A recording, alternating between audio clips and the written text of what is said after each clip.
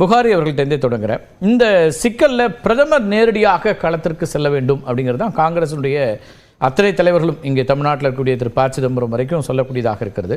ஆனால் அந்த பிரச்சனையை தொடர்ச்சியாக ஆய்வு செய்து வருகிறது மத்திய அரசு. உள்துறை அமைச்சர் நேரடியாக ஆய்வு மேற்கொள்கிறார். அதற்கான அந்த கலவரத்தை கட்டுக்குள் கொண்டு வருவதற்கான முயற்சிகள் எடுக்கிறோம் அப்படின்னு மத்திய அரசாங்கம் குறிப்பிட்டதில் உங்களுக்கு போதுமான நம்பிக்கை ஏற்படவில்லையா? ஏன் இந்த கோரிக்கை? இரண்டு முக்கியமான குற்றச்சாட்டுகள் நம்ம தரப்புலேருந்து இருக்கிறது. கடந்த ஆண்டு இந்த டெலிகேட்ஸ் பூராவே மணிப்பூரில் இருந்து பிஜேபியில் உள்ள சில எம்எல்ஏக்கள், காங்கிரஸில் இருக்கக்கூடிய எம்எல்ஏக்கள், மற்ற இன்ன பிற கட்சியில் இருக்கக்கூடிய எல்லா எம்எல்ஏக்களும் டெல்லியிலே தங்கியிருந்து நரேந்திர மோடி அவர்களை சந்திப்பதற்கு நேரம் கேட்டபோது அது அன்றைக்கி ஹிந்துலெல்லாம் கூட ஆர்டிக்கிளில் வந்துச்சு. அவங்களுடைய ஒரே வார்த்தை என்னவாக இருந்தது என்று சொன்னால், Biren Singh is the architect behind the ethnic cleansing. இதே வார்த்தையோடு வந்தது. அந்த மணிப்பூர் மாநிலத்துடைய முதலமைச்சர் தான் இதுக்கான காரணம். மணிப்பூர் முதலமைச்சர் பெரன் சிங் தான் இந்த இன அழிப்பிற்கான சூத்திரதாரி, அவர் தான் இதை முன்னின்று நடத்துகிறார் அப்படின்னு சொல்லும்போது, பெரன் சிங் ஒரு தனிநபர் கிடையாது. பெரன் சிங்கையே இயக்குபவர் யார்? பிரதமர் தான். ஏன்னா பிரதமருக்கு கீழே இவங்க எல்லாரும் வர்றாங்க. கட்சின்னு எடுத்துக்கிட்டாலும் சரி, ஆட்சின்னு எடுத்துக்கிட்டாலும் சரி. அப்போ இங்கே இன்னொரு விஷயமும் இப்போ நீங்கள் கேட்ட கேள்விக்கு வர்றேன்.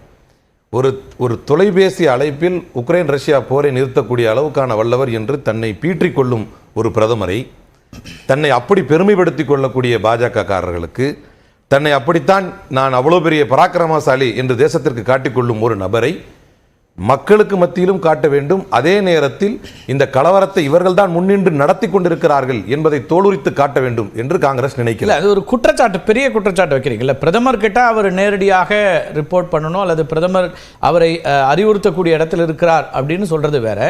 ஆனால் இயக்குவதே அவர்தான் அப்படின்னு சொல்றது எப்படி சரியா இருக்க முடியும்?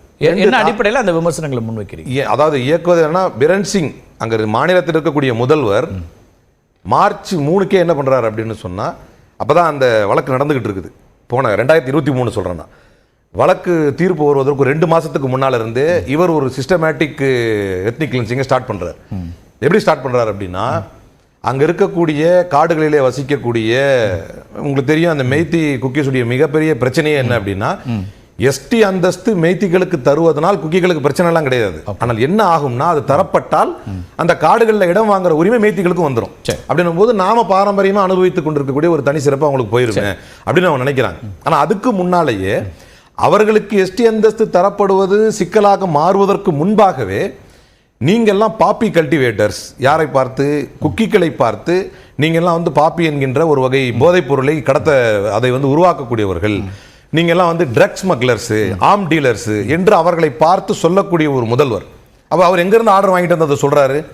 இதை திரும்ப ஏன் நான் பிரதமருக்கு ஆட்ரிபியூட் பண்ணுறேன் அப்படின்னா, ஒரு ஃபோன் காலில் நீங்கள் தான் உக்ரைன் போரை நிறுத்துறீங்களே. அப்போ பெரன் சிங்கை ஏன் காஷ்மீர், அவ்வளோ பெரிய காஷ்மீரில் நாங்கள் அமைதியை கொண்டு வந்து விட்டோம், நான் பாலாரும் தேனாருமா ஓடுது என்று அதுவும் பொய் தான்.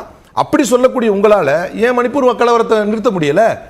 அப்போ ஒன்று நீங்கள் முடிஞ்சுக்கிட்டே செய்ய முடியாமல் இருக்கணும், அதான் உண்மையாக இருக்கணும். இல்லை நீங்கள் வேணும்னே செய்யணும். ரெண்டுல ஏதாவது ஒன்று தான் பதிலாக. வேணும்னே செய்யறதுக்கான என்ன அவசியம் இருக்குது? ஆட்சி பொறுப்பில் பாஜக இருக்கிறது, இந்தியா அமைதியாக இருக்க வேண்டும் என்பது தானே ஆட்சி பொறுப்பில் இருக்கக்கூடிய ஒரு கட்சி எதிர்பார்க்கும், ஒரு பிரதமர் எதிர்பார்ப்பார். அப்படி நீங்கள் நினைத்தால் அதுதான் மிகப்பெரிய தவறு என்று சொல்வேன். காரணம், பாரதிய ஜனதா கட்சியை பொறுத்த வரைக்கும் இன்றைய வரைக்கும் ஒரு சின்ன உதாரணத்தோட, மகாராஷ்டிரா தேர்தலில் கூட தங்களுடைய சாதனை என்னன்னு அவங்க பேச தயாரா இல்லை.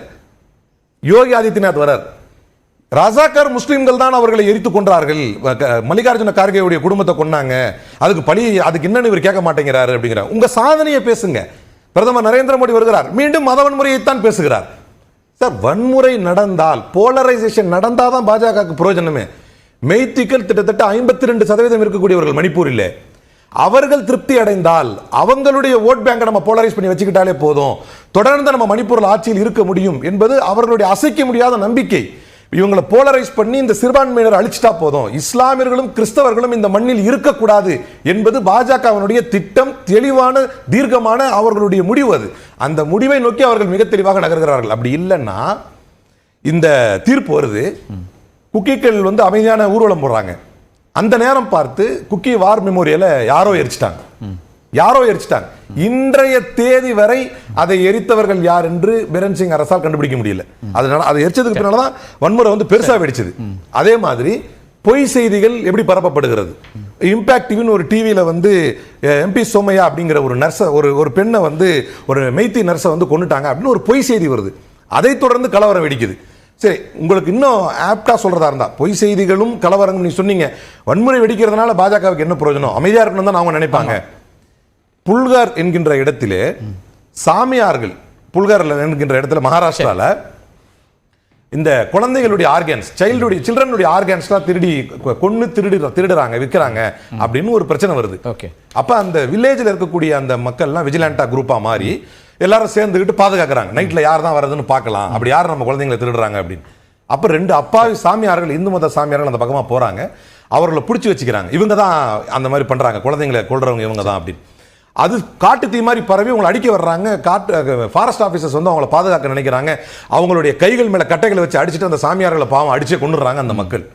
இந்த செய்தியை இஸ்லாமியர்கள் ஒன்று சேர்ந்து புல்கர் சாமியார்களை கொன்றார்கள் என்று ட்விட்டரில் போட்டது யார் தெரியுமா?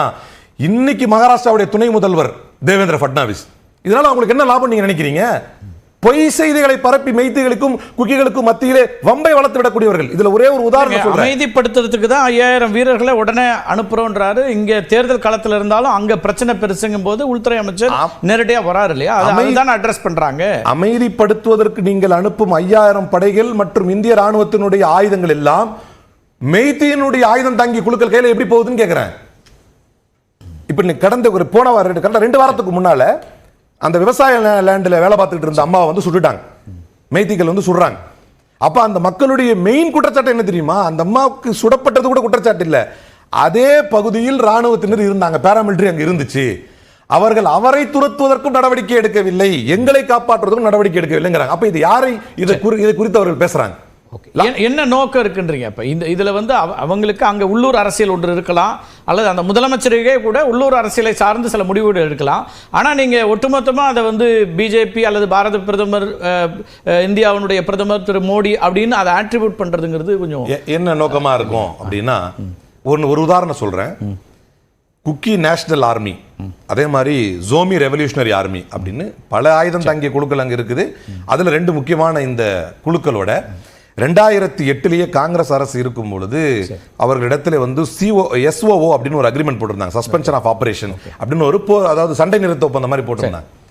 கலவரம் இவ்வளவு பத்தி எறிகிட்டு இருக்குது, பிரச்சனை நடந்துகிட்டு இருக்குது. அப்ப ஆயுதம் தாங்கிய குழுக்களை கூப்பிட்டு உங்களோட இது வரைக்கும் அரசு போட்ட ஒப்பந்தத்தை வந்து நான் ரத்து பண்றேன் அப்படின்னு சொல்றதுக்கு என்ன காரணம் இருக்க முடியும்?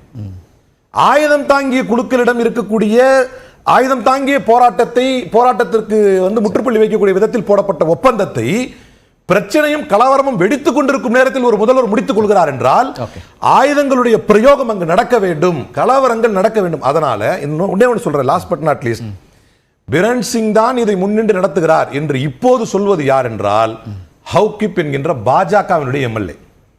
இன்னைக்கு இதை முன்னின்று பிரச்சனை நடந்துகிட்டு இருக்கிற நேரத்தில் 38 வில்லேஜஸ் டீரெகனைஸ் பண்றாரு பிரன் சிங். இந்த 38 வில்லேஜஸ் எல்லாருமே வந்து செட்டிலர்ஸ். அதுல ஹைலைட் காமெடி என்ன தெரியுமா?